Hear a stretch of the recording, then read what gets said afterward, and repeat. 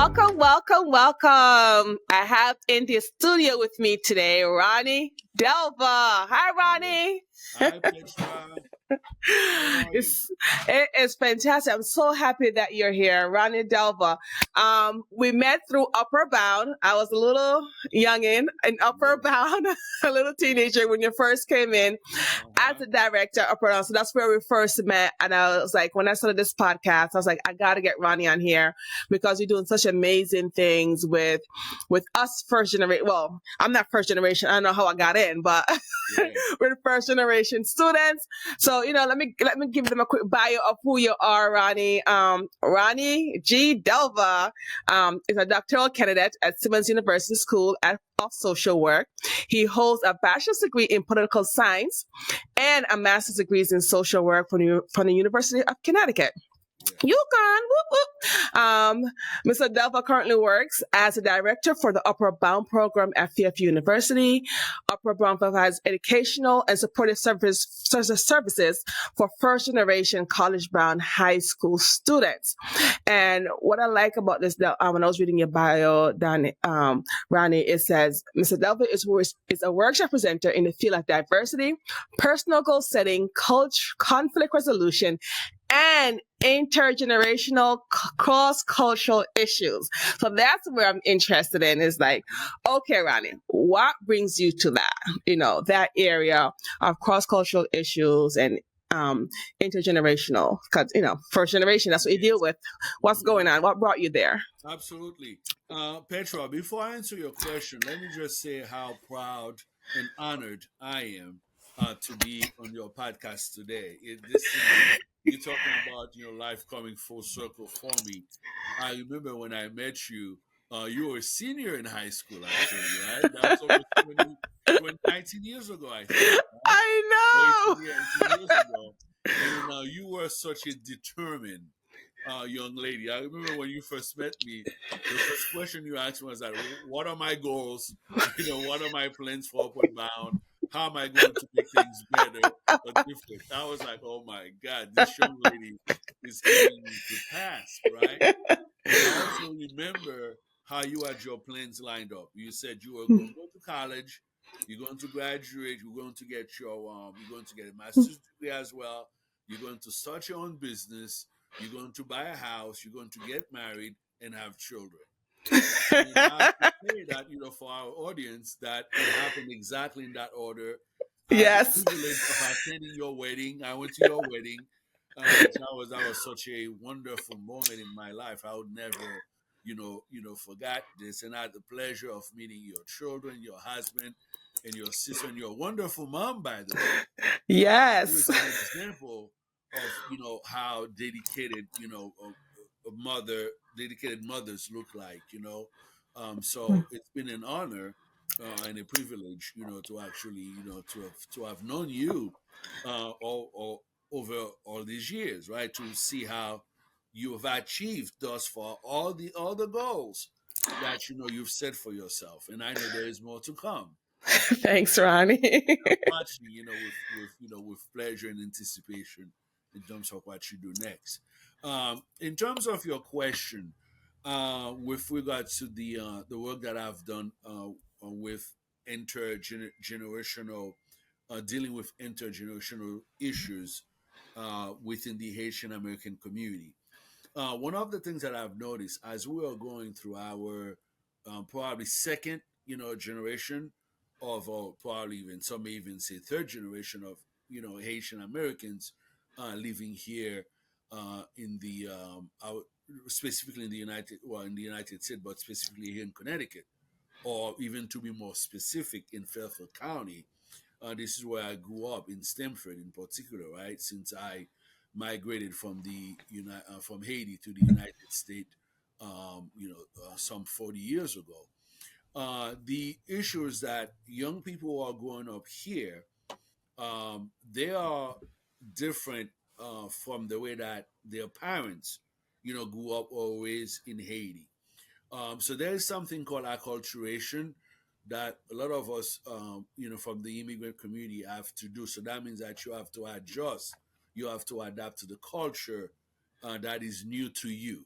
So that means in order to make that adjustment, you have to kind of, and I don't want to say necessarily reject, but you have to kind of act, different from the culture that you were accustomed to, right? Now, for older Haitian parents, and then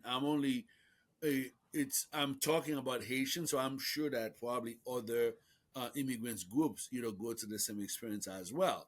But I happen to know the Haitian, culture fairly well, and I've experienced these issues myself, right? In terms of my parents, the issue with my parents, and I, growing up here in the United States.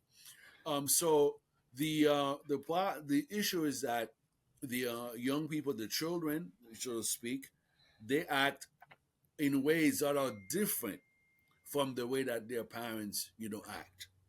And then that difference can create tension within the family, because first it creates some sort of a communication issues, because parents feel like they don't understand their children, and their children feel like they don't understand each other.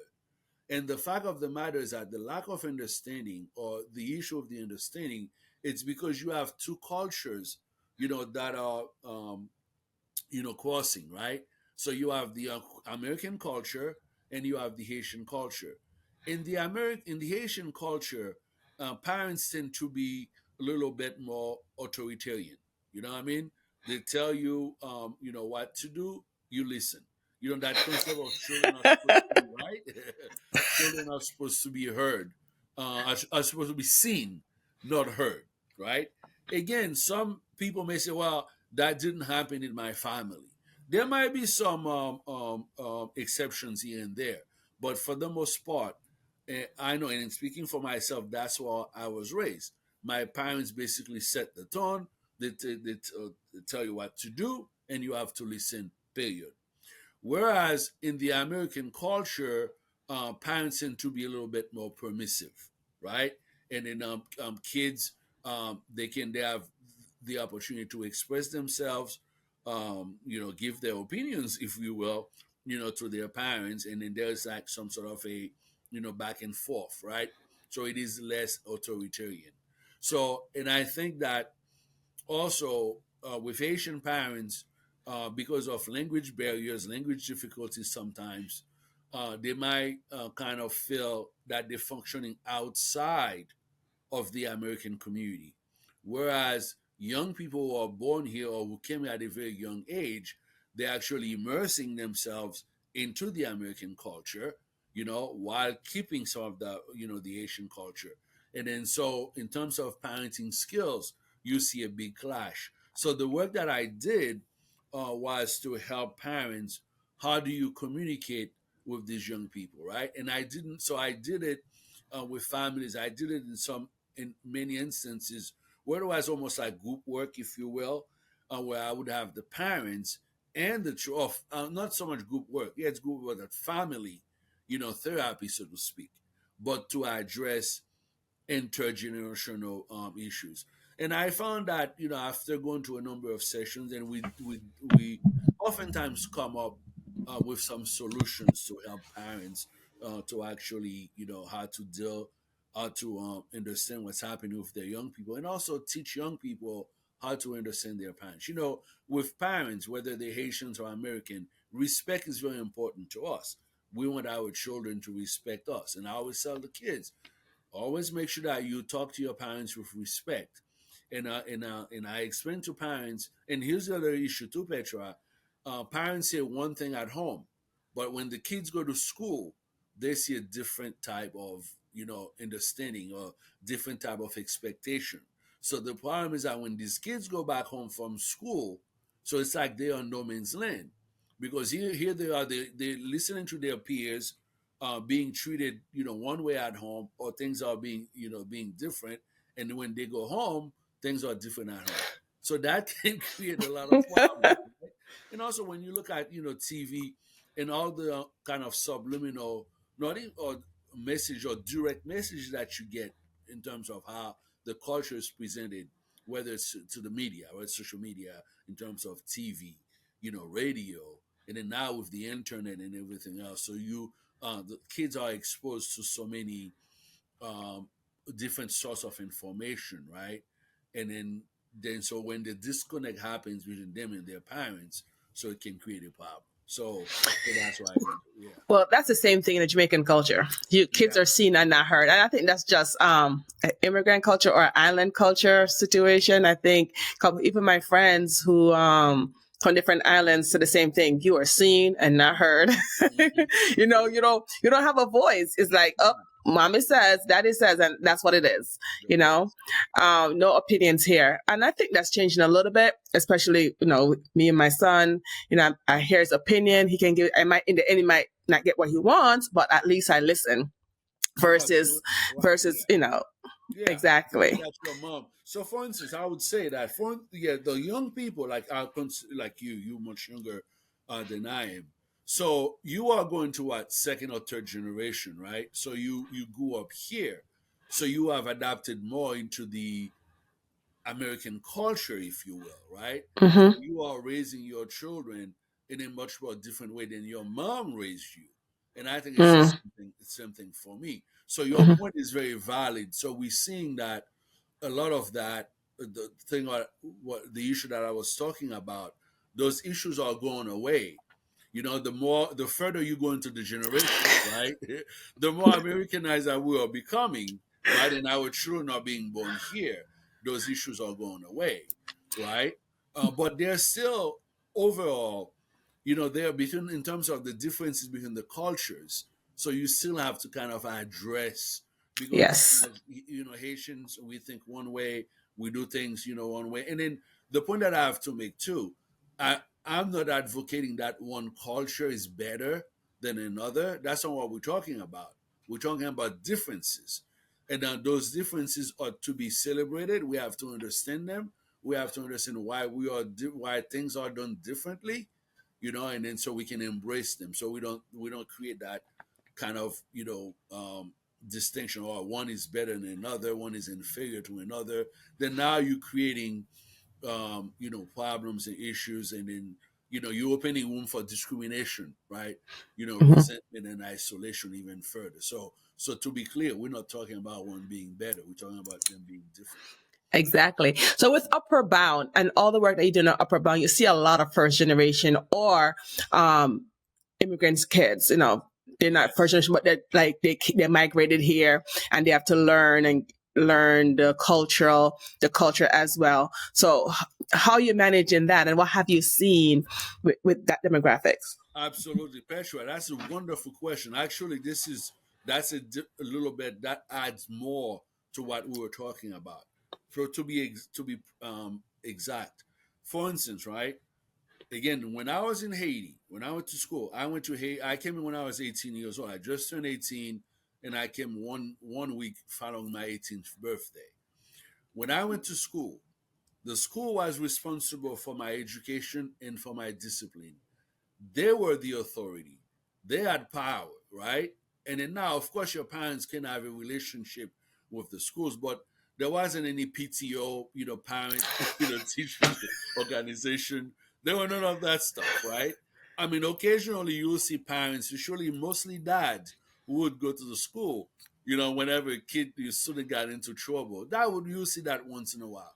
But the school, for the most part, took care of everything. So parents basically stayed out of course they would make sure that the kids did their homework at home and so forth and so on, but the school had the authority, whereas here in the United States we are for parental involvement. So for Haitian parents, or for other parents from the Caribbean, or even from Central South America, when they or even Eastern Europe for that matter, when they come here, and it's hard for them to adjust to that concept that of parental involvement, because here in the United States it means something totally different. Then you have the other issue too, where parents are working, and their work schedule may not necessarily allow them, to come to the school during the day, between 8 and 3 o'clock and so forth. So that creates another problem. So the school, when they see lack of parental involvement, that can be mistaken for them not caring. So my one of the things that I've done And my role is to explain, as much as I can, to the administrators, teachers, and guidance counselors that I've been working with, is that there is the way that we approach education is different. And I also work with the parents let them understand that you are now in the United States, so you have to learn as much as you can how the system works here. Because Petra, it's up as you know, it's about information and education, right? Timely information so people can act accordingly. So that's how I've managed, to deal with it. And again, now we're going to our second generation of Haitians who actually grew up, went to school here. Because when I came, my peers, our parents did not go because we were old enough where our parents could not have gone to school here in the United States unless they migrated here in the 40s and the 30s. Because in terms of a little segue in terms of Haitian immigration to the United States in particular, it really started in the 50s. But we did have a lot of Haitians who were coming towards the mid 40s, to the United States. So by the time I came here, I was 18. So I know some people were here very young, or I know I have a couple of friends who actually were born here in the 60s, even, right? But their parents did not go to school here in the United States, right? So whereas now it's different. Well, now, like for instance, when you think my peers, my generation, our children are born here in the United States. So for those of us who went to school here, so we're not going to have the issues that Mm. our parents had. But you still hear them. But as Haitians continue to come, for the newly arrived, Haitians have to educate them in terms of how to be involved. And again, it's not unique to the Haitian community. It happens to most immigrant communities. So that's another aspect of that cultural differences that you and I talked about earlier. Yeah. Yeah, So when you're dealing with the kids, the students, the upper brown, because you yeah. deal with more than the Haitian culture there. Because you had me in my class, it was Jamaicans. Oh yeah, I don't want to say Africans because there was a lot of different countries in Africa that they yeah, came yeah, from, but from the continent of Africa, there were. I mean, whoa, there were Haitians, of course. I mean, yeah. there was a lot of immigrants population within the upper brown community. Mhm. So do you see that what are some of the similarities that you saw outside of the parenting issue? Yeah, I would say yeah. I'll tell you, good point. And then Petra, I have to tell you, and then since you left Upward Bound, and I know you visit with us, you were a mentor, and thank you for that. To our students, the demographics have changed. Right now, most of our students are from Brazil, and they're from Wow. from South and Central America, and which is a reflection of the current demographics. And so, as you know, we could school students from the public high schools, and then Basic, Harding, Central, and Fairchild Wheeler, and our students we also recruit students on a first come first serve basis. They are referred by their guidance counselors, by their teachers, and also friends refer friends, right? Like you said, we've had, well, let me just say this. In Bridgeport is a very culturally diverse school district. I think I heard so and so stat that over 40 or 50 languages are spoken in the district. I mean, that says a lot about how rich the cultural diversity is here in Bridgeport. But for us in particular, our demographics have changed totally. Even before I came to Fairfield University, when I first started doing Upward Bound, I was a director at North Community College, and I remember the federal government gave us the mandate was 60, 30, 10 to get to 100%. So 60% of our population of students, that is, had to be African American or black, right? 30% had to be Hispanic and 10% white. So 60, 30, 10. Guess what? we know that those numbers, can even won't work anymore, right? And they have not worked for a long time, because we. And then, by the way, this is the other trend that probably has to do, because there is this migration of African Americans moving, returning to the South, right? Petra, there was a time where, like you were saying earlier, we had a lot of we had African American students, and we had students from Africa and students from the Caribbean. But the majority of our students of color were African Americans. I'm talking about students whose parents, both mom and dad, had their ancestry, after Africa from the South, right? And they were African Americans from the United States. Now, we have less than a handful of students. Wow.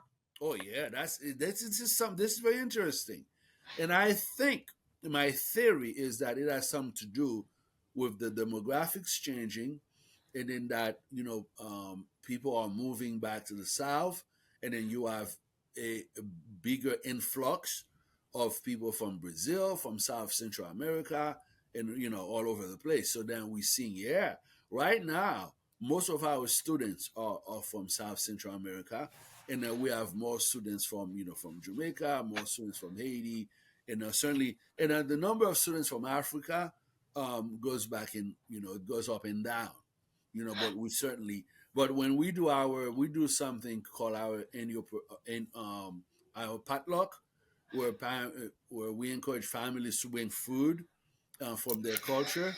Oh, Petra, it's wonderful. I mean, you should see. We get food from all over. I would say from all the continents, right? So it's really great, and that's our way of celebrating, the diversity of culture that we have, put bound. Yeah. So yeah, that's a wonderful question. So we have to deal with the Mm. changing demographics in the Wow. future. Yeah. Yeah.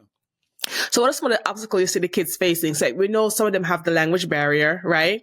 Yeah. And some the parents don't understand. So we have the kids are asked to translate, which they shouldn't do for the parents, right? Yeah. So what are some of the obstacles you see like the kids themselves are facing, or you don't have access to that, or you don't see that really in Upper Yeah. Bound?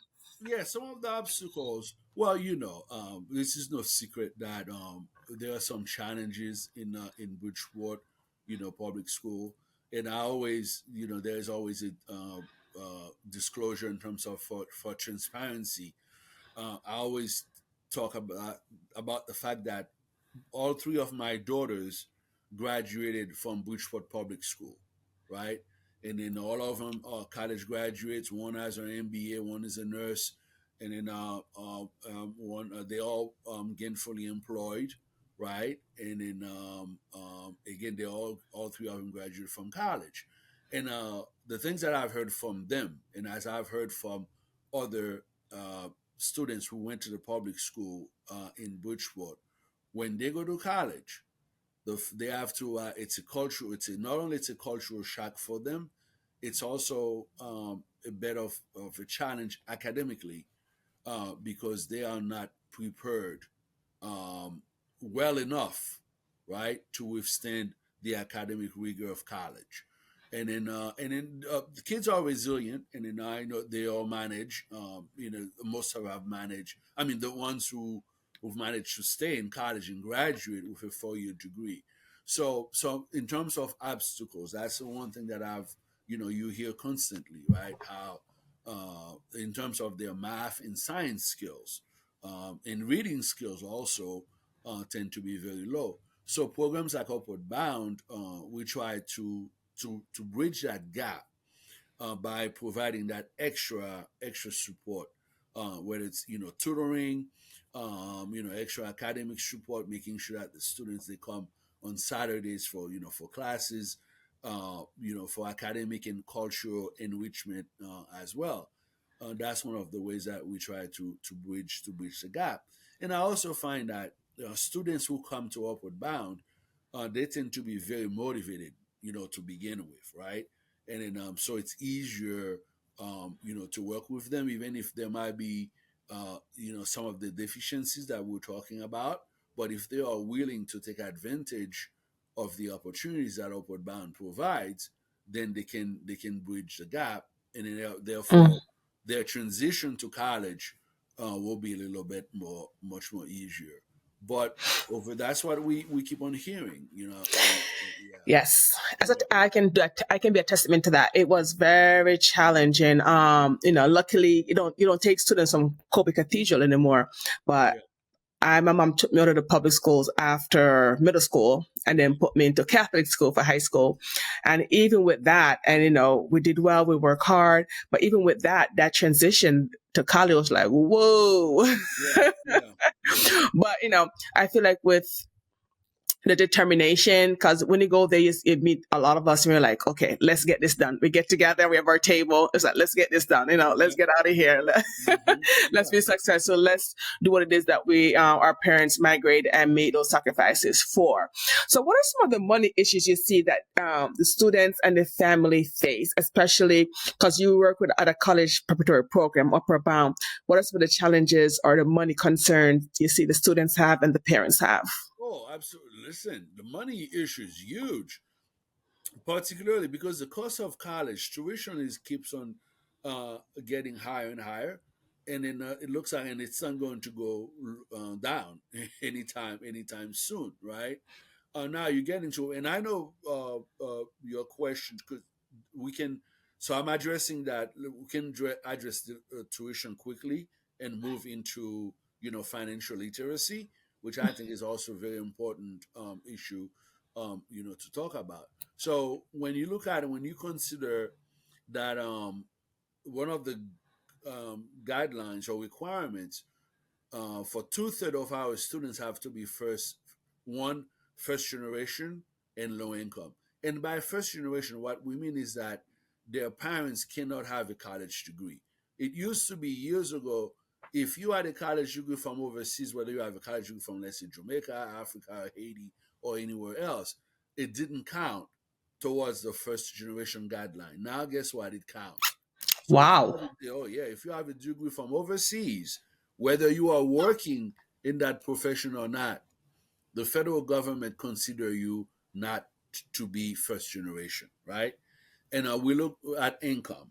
Now, I always explain what when we're talking about low income, especially living here in Fairfield County, we look at people's taxable income, not their entire income. Because if we were looking at the overall income, no one would qualify, for the program. Because as it is, what is like, what would it be? What does it mean to be poor? I mean, we know what it means to be poor in Connecticut, but that's not what this discussion is about, right? So that's what. So now, when you're looking at the cost of tuition, I've had people asking that question: Why should I send my children to school?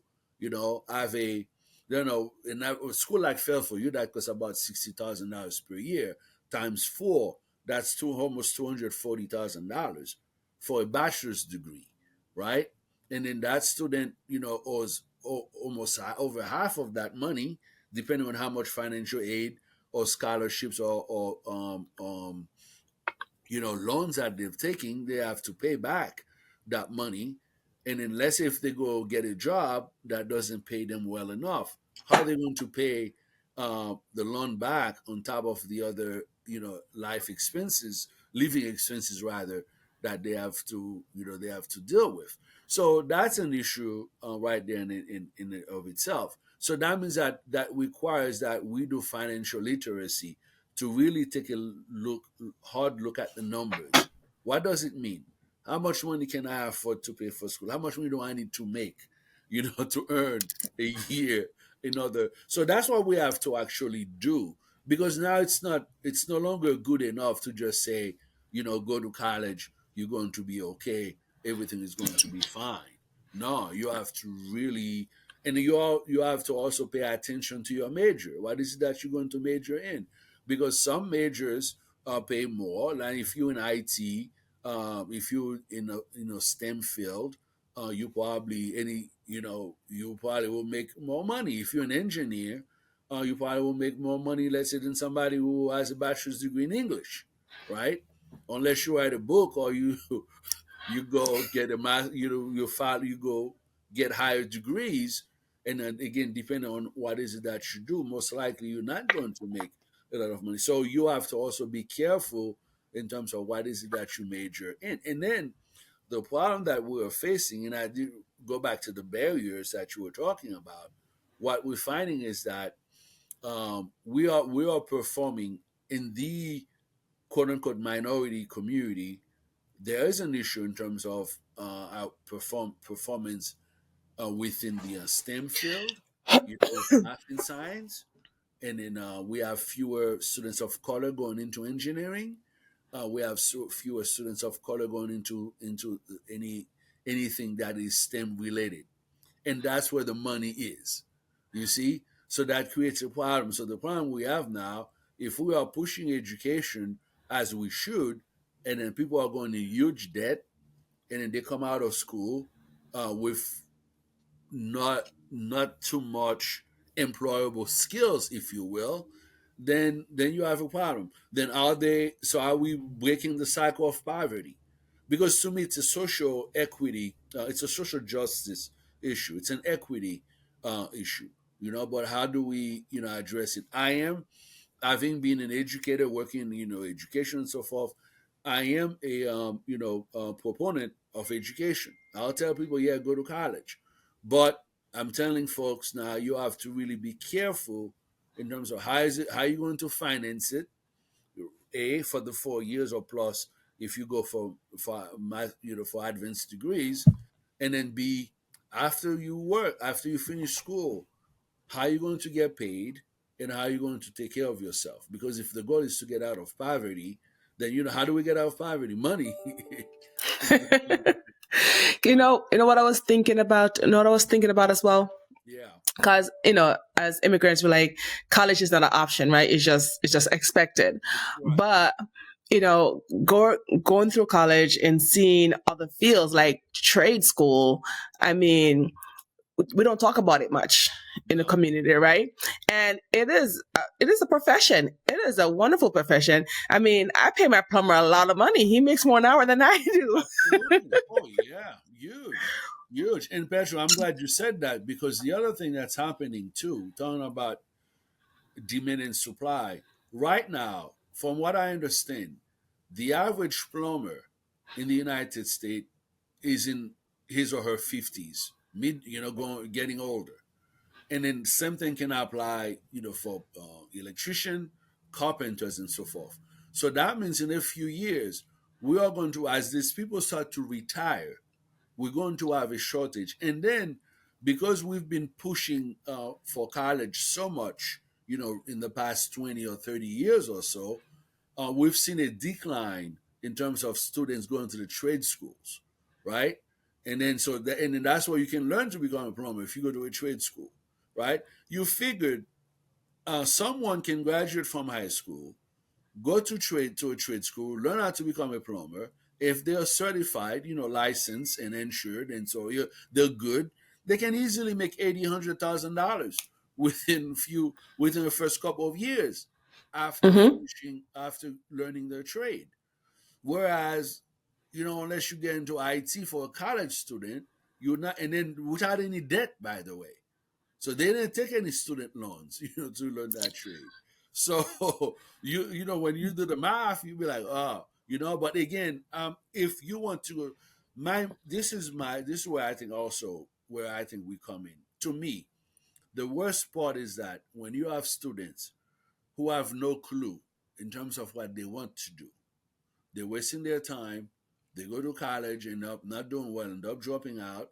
And then even after you drop out, you still have to pay the loan that you took, by the way, right? And then so college hasn't really been successful for them. But they didn't learn a trade either. So now these young people, they go into their 20s and 30s trying to figure out what is it that they want to do. You're talking about poverty. Now you're signing your life, to a life, long of poverty. Whereas if you don't want to go to college, if you say college is not for me, let's identify a trade. Let's find something that you can do, because you can make decent money. You can learn a decent living. So I think that we have to be careful and not keep on promoting. I mean, I like you said, for you and I, it was in the Caribbean for the most part. We For us, it wasn't if we had to go to college. We had to go to college. We had no choice. We had to go.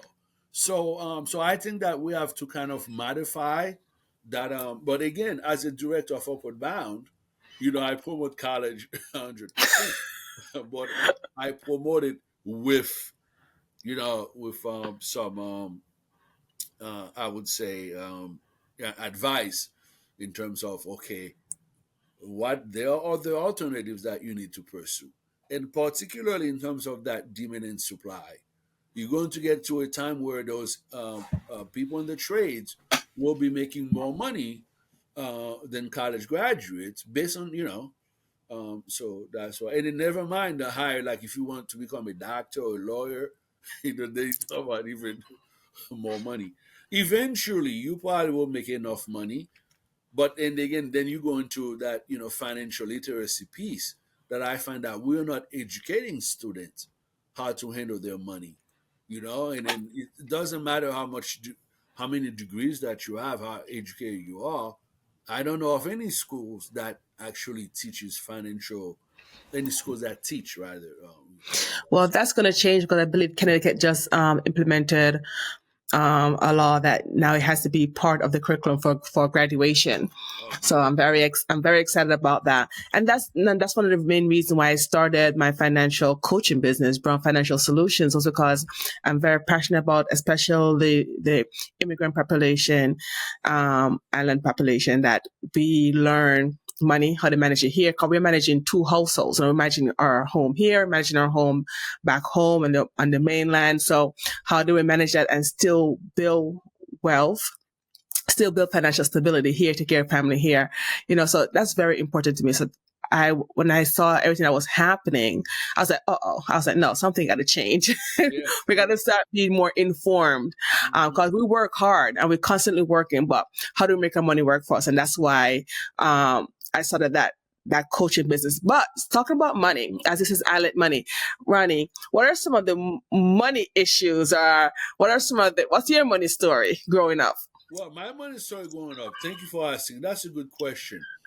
Well, I remember as a kid growing up in Haiti, right, and going naive. My grandmother, we were my parents. To tell you a quick history, my parents left Haiti when I was 4 years old. So that was in 1968 when my mom and dad left Haiti to come to the United States. So my brothers and I were raised by my grandmother, my maternal grandmother in Haiti. And then she was I always say that grandma was before her time. You talking about a feminist, a woman who did not take any junk, And then in terms of her limited education, she went very far. She had her own business, right?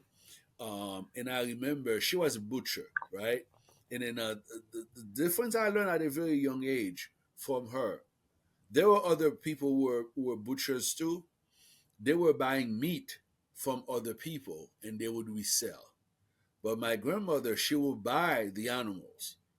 She'll buy the cows, she'll buy the goats and the pigs and everything else.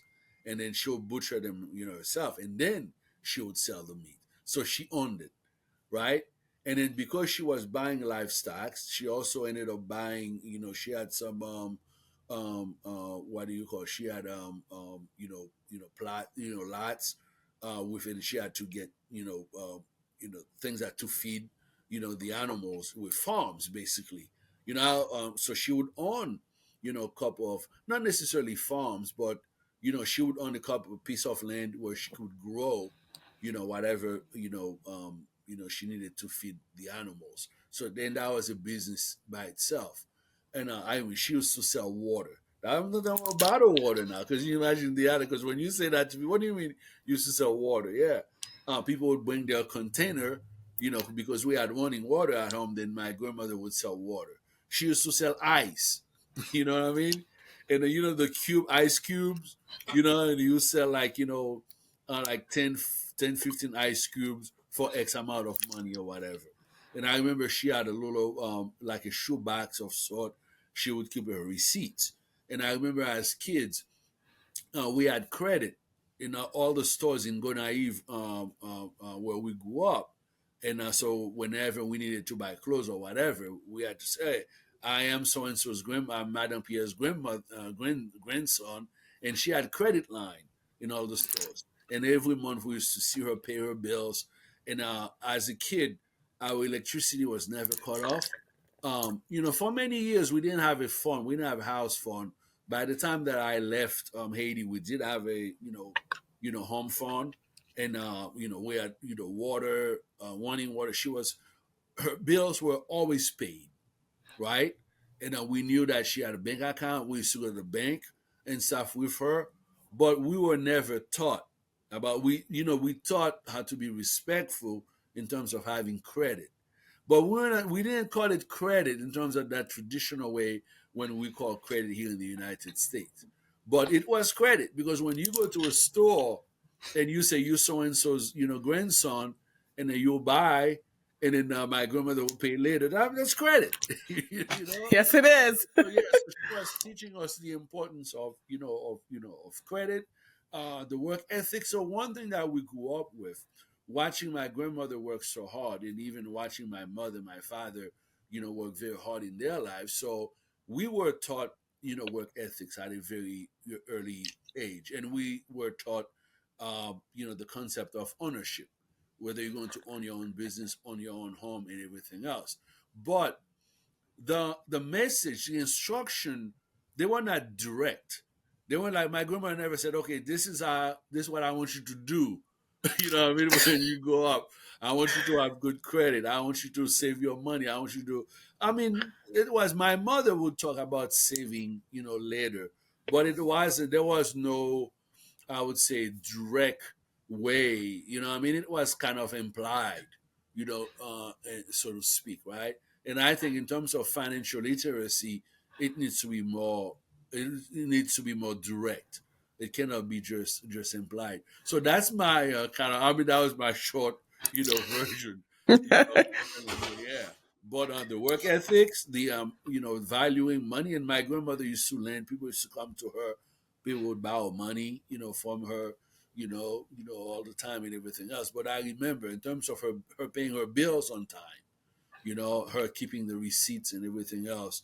And the house we grew up with there was like a lot of business transaction going on, like I would say, like for instance, people would come from the country, they'll sell chicken, they'll sell because we use a lot of charcoal. Yeah, they cut down the trees to make charcoal because Haiti has a problem with electricity, right? And my grandmother would buy charcoal. She would buy things from the people from the countryside, and the country people, they earn their money, they'll go to the city, they'll buy whatever they needed, then they go back to the country to produce, to make more stuff. So there was a lot of money exchanging hands. So we grew up with that. The one regret that I have, it's like, if my grandmother had passed on, that now my father ended up going becoming a lawyer. My mother went to finishing school, but they were not interested in taking over my grandmother's business. Mm. If they took over because my grandmother, with her limited education, got us very far. But now this is my experience, Petra. I probably can multiply that by the thousands of Haitians. Right now, as I'm talking to you, my grandmother left us things that we have. We have land, things in Haiti that is basically not being, managed, or um, we're not multiplying. We're not taking what she did, to the next level. So we're not building on the success. And I think that's the problem with the so quote unquote third world countries. And then what we end up doing is that we leave our countries to come to the United States. And meanwhile, the resources that we have at home are not being exploited or developed to the extent that where we could be financially successful. So I have that kind of very, I would say, complicated history, if you will, with money in that sense. And I have a feeling that if you talk to most immigrants, you probably would find that there is a very similar. They probably have a very similar story. It's unfortunate, and it has to do with the way the. I know that's another conversation in terms of how the global economy works. Because oftentimes we talk about immigration, there is this concept of pushing and pulling in immigration. So the economic situation in our home countries are pushing us out of our countries, and then the global economy is pulling us to the United States or all the countries. So we're being pushed and pulled, and then most of us don't understand that. All we know is that we find ourselves out of Jamaica in the United States. We find ourselves out of Haiti, out of anywhere, but we are being pushed and pulled. That's how the immigration. So that's how it works. And then at the end of it, it's about money, which is the question that you ask. And how do you manage it? How do you put it back in your community? So your community can progress and So you say, would you say that you had some challenges when you after you guys migrated? You say some challenges with in terms of how your mom and dad manage it, and then how you come to manage it in your own family. Oh yeah, absolutely. Well, I'll give you an example. I was talking about this not too long ago. My mother, I think that right now I've made way more money than my mother, has made when she was working in the United States because my mother retired and so forth, right? But my mother, I probably had saved more more money, you know what I mean? Than I because my mother had a very very good system, in terms of making her budget, put a portion towards savings and everything else, making sure that her bills were paid. And she'll tell you that live out below your means and above your means and everything else. But in all fairness, there were certain things that my mother wasn't taking vacations. There were certain things that she wasn't. Her lifestyle, what I mean, and our lifestyle is totally different. So even though we make more money, we tend to spend more money because of our lifestyle, right? So, so that's one regret that I have, and sometimes I kind of, I scratch my head. I'm like, how, she again? I think I kind of explain it, but there is more to that because the saying, it's not how much you make, right? It's how much you keep, how much you save. So I think so that's my personal, frustration, challenge, if you will, in terms of how I view money. Because Petra, in terms of work ethics, I've worked since I've been here since 1982 to now. High school, college, grad school, blah blah. I've worked. I've never not worked. I in 40 years, I've not worked only for 3 months. When I was a senior in college for my bachelor's, I didn't work. I was laid off actually. I was working at the Urban League, and then yeah, was that Urban League? Yeah, I believe so.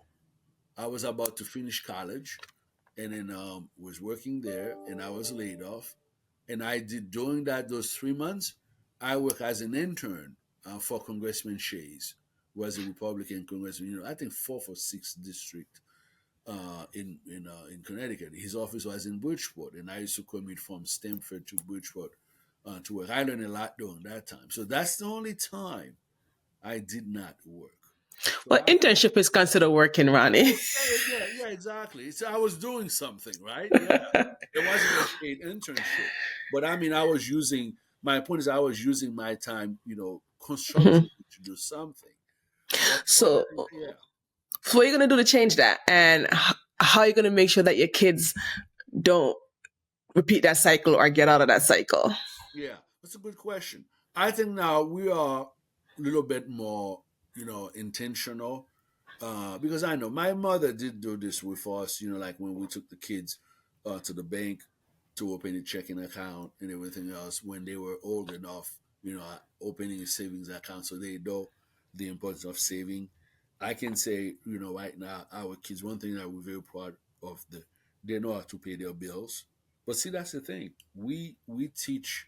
I heard this thing. And forgive me if I'm not even saying it right. I heard that poor, and that relates to our conversation.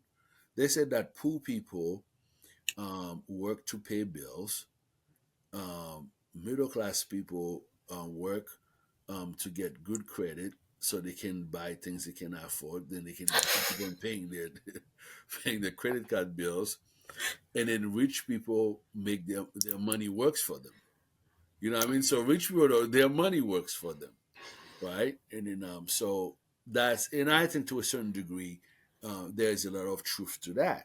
And I think that, yeah, so we like pride, yeah, you have to go to college, you have to pay your bills, you have to get good credit, but have we sat or did we sit them down and say, okay, this is what you need to do, having a financial strategy? I mean, yeah, listen, we have 401k, we've always had insurance and everything else, and those are the kind of responsible things to do. But I think about your question is what is more deeper than just having the because those things should be considered basic, right? Having life insurance, having 401k if you have the opportunity. Not everybody in this country has 401k or 403b. It's a middle class type of. I don't want to call it luxury, but you know what I mean, right? But I don't think that we've done a great job in terms of instilling, financial some values in terms of, okay, this is what it means to have a dollar.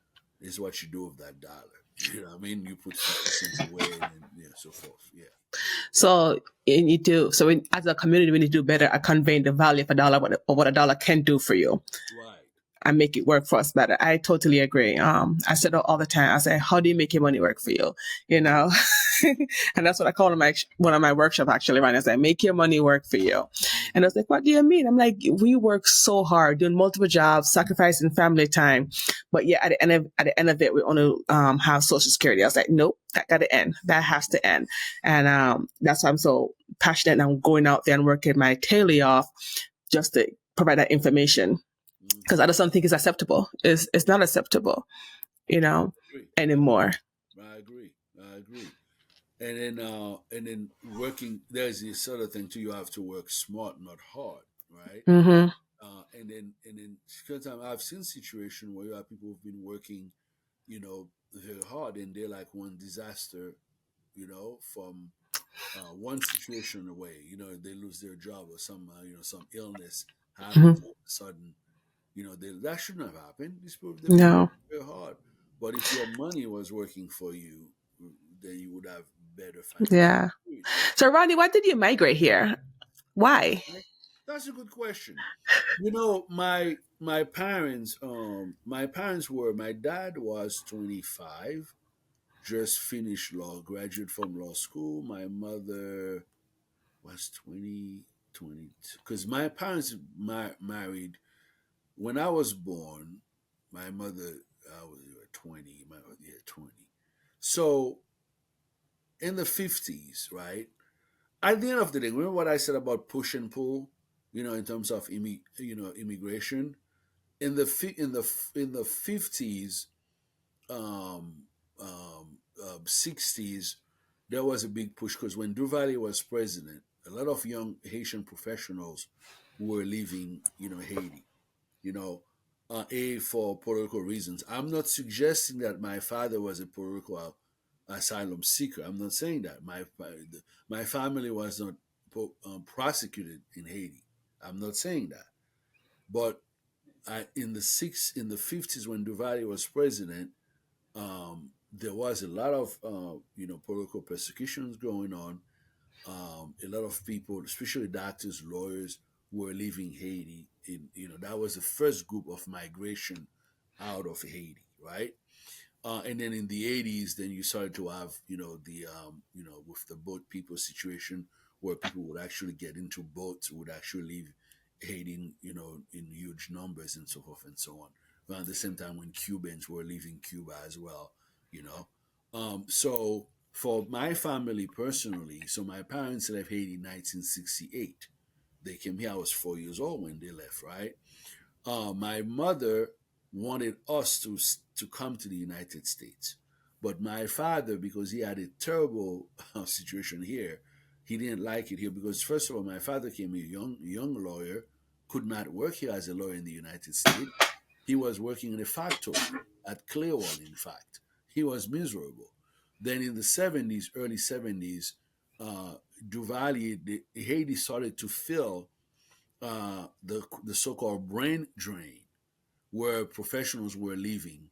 So the Duvalier administration, they were giving scholarships to Haitians. Like if you're in the United States or you will go to Switzerland to study public administration, then you can go back and work in Haiti. And my father left Stamford, Connecticut. I forgot what year exactly, but it was in the 70s. Went to Switzerland, studied public administration. From there, went back to Haiti. And then, so he never came back to the United. I mean, he would come back on vacations and everything else, and he stayed there. And then, but my mother stayed, for their own little person. There's another family history there. My mom, my mom decided to stay here, and then my dad stayed there. So we were down there. So we were between my grandmother and my dad, right? Then my father didn't want us to come at all. If it were up to my mom, I would have been here by the time I was like, 6 years old. But I ended up coming at 18 because after a while we're like, no, we're not staying anymore. We wanted to come live with my mom. And then also the push to come to the United States. And that's the unfortunate part in terms of migration. I remember as a kid growing up, I always felt like if I were in Haiti, I could have been successful, right? In terms of whatever I decided to do. But my mind was to come to the United States because we were thinking about, either coming, going to France, leaving our country to go somewhere else. And to me, that's a disservice. This is where we destroy our country. When the brain, the people who are educated, right, or who have the potential to do something, when they are the ones leaving, then you don't have a middle class, right? And you don't have, and there is a saying, right? If you don't educate, this is a little digression, but forgive me. If you don't educate people for 4 generations, for 3 generations, by the time you get to the fourth generation, there won't be any educated people to lead them. So there won't be any leadership. Yeah. So Haiti is at that point now. We're going into the fourth generation. Wow. Oh yeah. So Petro, yeah, for 3 generations. If you don't educate people for 3 generations, by the time you get to the fourth generation, the fourth one, you're in trouble. And I think we're getting to that point right now.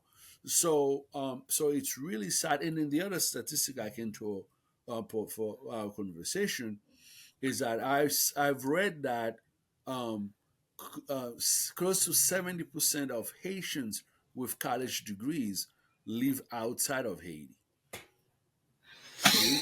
Now, if 70%, now I'm talking about the Haitians who are living outside. So can you imagine if even if you had even half of them down there, what difference it would have made? And now I know that the problems that we're facing have, it's not only just about education. We do have a problem with corruption. We have a problem with waste. We have a problem with it's basically, corruption, waste, and then political instability. And at the core of this is education. And if people are not educated, they won't be able to put a system together, right? And then so to get rid of, but it's a little bit more complicated than that. But Mm. certainly those issues are at the core. So to go back to your question, so um, there I could not pinpoint to a specific reason, but I can say that economic, was one, because my mother had said that she wanted a better life for us, for her sons. So I actually, now if I were to quote my mom, I would say, yeah, my mom said that she wanted a better life for us. And then she's like, hey, we're coming to the United States, and then they came, and then so here we are. But I think that for me, as again, I came in when I was 18 years old. So I live here in the United States much longer than I've lived in Haiti. But my heart, guess what, is still in Haiti. You know what I mean? I'm like, sometimes I'm like, how my life would have turned out if I were there as opposed to being here. And I can Yeah. imagine, most immigrants, face the same dilemma, right? In terms Yeah. of, being here. Yeah. Did I answer your question? Yes. You got here. I got here. Yeah. Ronnie, I'm so happy about the work that you're doing with the young generation, new generation, the first generation, and those who are still immigrants and coming here. I'm very excited that you're trying to bridge that gap and create an understanding between the parents and the children, because as you come, we have language barriers, we have so many different barriers that we face. But it's good to have someone to just be there as an advocate for us and showing us the path, or showing us an understanding of, hey, this is how the system works, versus just crashing and figuring it out, crashing and bumping your head against the wall and hitting it. So it's good to have some kind of guidance there, which most of us, when it came back in the early 90s, my mom didn't have any guidance, so I had to figure it out ourselves. Mm-hmm. So it's good. So that's why, I started this podcast, for us to start talking and having conversation and breaking down, ripping down the veil that is not knowing, so I appreciate that. But before we go, Ronnie, quick trivia. Not trivia, but what's a saying, because we know Caribbeans parents have a lot of saying. What's a saying that your parents always use on you when you were younger? You can say it in Korean, they can translate it and then translate it for us. Whoa, that's a good one. Yes, I usually say them too.